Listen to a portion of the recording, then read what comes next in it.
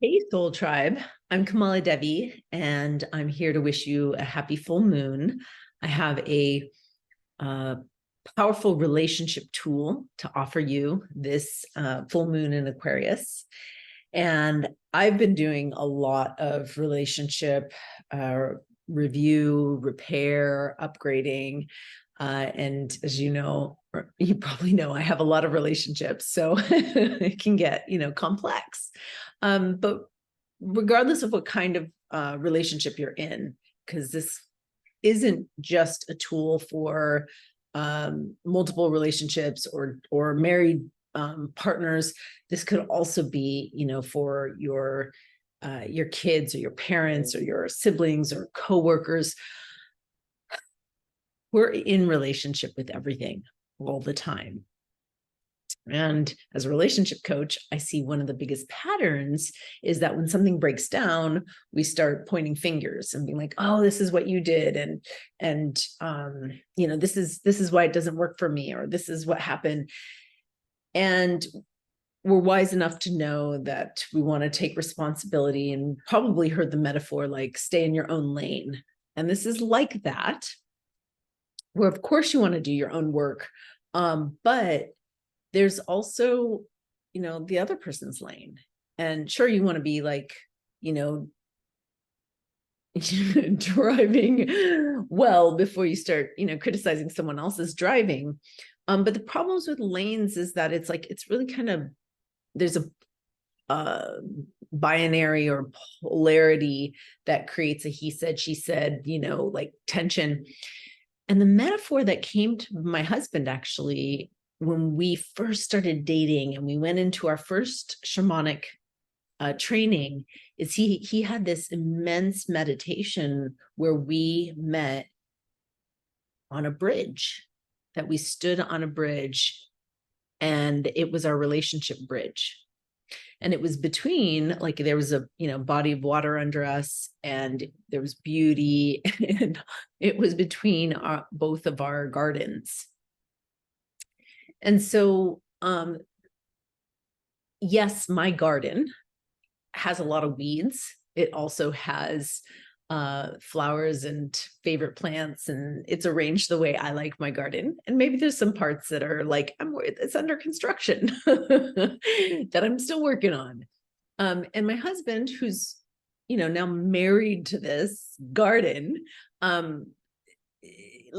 his seven super consciousness exists in his garden, which is designed very differently than mine, but it works for him. And our relationship is essentially like the bridge that we build between. And to, when there's breakdowns, when there's challenges, like I can definitely see that like his garden is getting messy and it's spilling over and it's, affecting the bridge.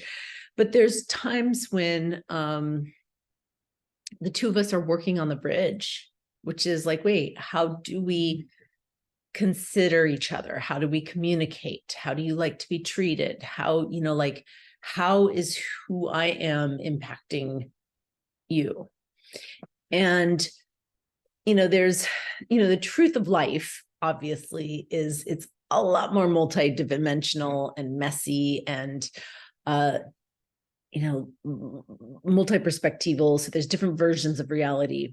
And the value of having a metaphor is it's like a framework. It's a shared map of reality. It's not, of course, the territory, but when we're in conflict and I can look at, oh, my garden's in disarray, and I can like start to weed or clean my garden, or just like meditate and be okay with the way that my garden is, I can come to the bridge, from a place of like, I'm getting myself in order, and now I'm going to meet you there.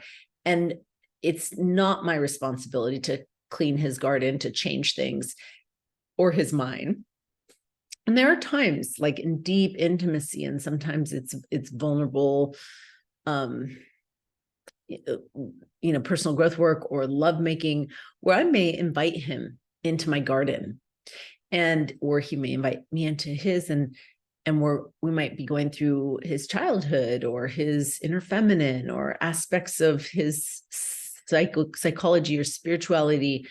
And when I'm a guest in his garden, it's with deep reverence of like, this is not my project. It's not mine to fix or change or do differently to. It's just to love and support and to get that he's also, under construction.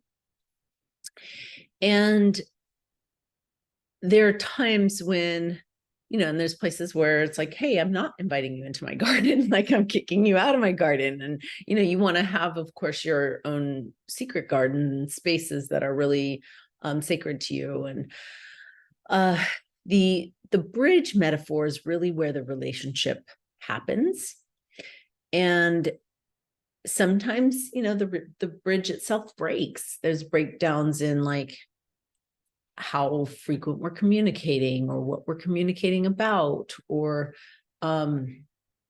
what level, like, one of the things we've had numerous bridges as our relationship has evolved. We've had different incarnations.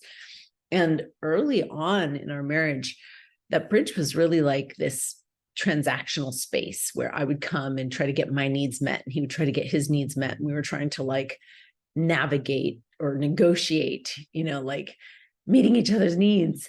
And as we deepened and built the bridge, it was like, oh, these are our needs. How do we support each other?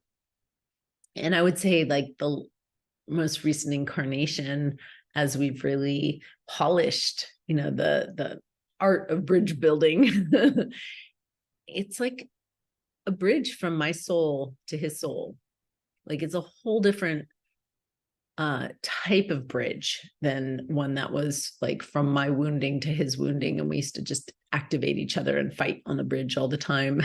It was kind of a dangerous bridge. So, what's powerful about this metaphor is that when I work with couples and they come oftentimes kind of tangled up in each other's stuff, and it's like, wait a minute, let's just come back to our own gardens. Like, let's meditate there, get clear. What are you working on? What are you, accepting? Like, and then let's come to the bridge and get in gratitude. Let's come with the appreciation of this other being and their willingness, to share the inner depths of their heart and being and body. And let's come from hey, how do we want to co-create this bridge? What works for you? What works for me? Let's see how we can support each other, because we both have strengths. We both have weaknesses. Part of the reason the bridge exists is so that we can learn and grow from each other. And our differences are what make the bridge stronger. And so it's my hope that this metaphor inspires you to kind of look at the state of your own garden, look at the various bridges that you've built, and how do you approach them, and what is the agreements that you have, or how do you want to co-create a bridge with any of your partners or family members, and even especially friends. So it's a really powerful map of our heart connections. Each of us have this network from our hearts to everybody that we love and everyone that loves us. And how do we come back to love? How do we, bring more beauty to all of those bridges? I hope you have a beautiful month, and I look forward to hearing how this touches you. Blessings.